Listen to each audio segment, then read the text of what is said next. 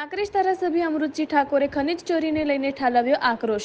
કાંકરેજમાં ખનીજ માફિયાઓ બેફામ બન્યા, મોટા પાયે થઈ રહી છે ખનીજ ચોરી। ખાણ ખનીજ વિભાગના અધિકારીઓ અને ખનીજ માફિયા ઉપર લગાવ્યા મિલીભગતના આક્ષેપ। આ બાબતે વારંવાર જિલ્લા સંકલન, તાલુકા સંકલન, સચિવ કક્ષાએ માન્ય મુખ્યમંત્રી સુધી પણ મેં આ વાત કરી છે। મારા મત વિસ્તારની વાત કરવા જાઉં તો મારા મત વિસ્તારની અંદર રેતી ખનન બેફામ ભૂમાફિયાઓ કરી રહ્યા છે। કોઈ સીમા વગરનું રેતી ખનન કરી રહ્યા છે। ઓવરલોડ ડમ્ફરો ફરી રહ્યા છે। કાયદાના નિયમ મુજબ ડમ્ફર ઉપર જે તાટપત્રી કે મીણ્યું હોવું જોઈએ નથી।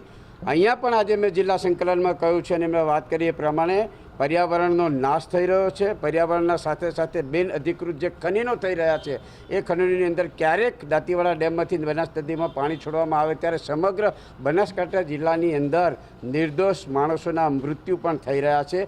ખેડૂતોની ફળદ્રુપ જમીન નદીઓનું વહેણ બદલવાના લીધે ખેડૂતોની ફળદ્રુપ જમીન પાણીના ડૂબમાં જઈ રહી છે। આનું માત્ર એક જ કારણ છે કે ભૂમાફિયાઓ જે બિન અધિકૃત રીતે ખનન કરી રહ્યા છે એ બાબતથી સંકલનમાં પણ અમે ભારપૂર્વક રજૂઆત કરી છે। અમે કલેક્ટરશ્રીને પણ કહ્યું છે કે અહીંયાથી અમે બોલીએ એ વિધિન સેકન્ડની અંદર ભૂમાફિયાઓ જોડે અમારા મેસેજ પહોંચે છે। એટલે ક્યાં કંઈ વહીવટી તંત્રની અંદર જે માણસો બેઠા હોય એમનું પણ ભૂમાફિયાઓ સાથે ખૂબ મોટું સાંઠગાંઠ એવું અમને દેખાઈ આવ્યું છે।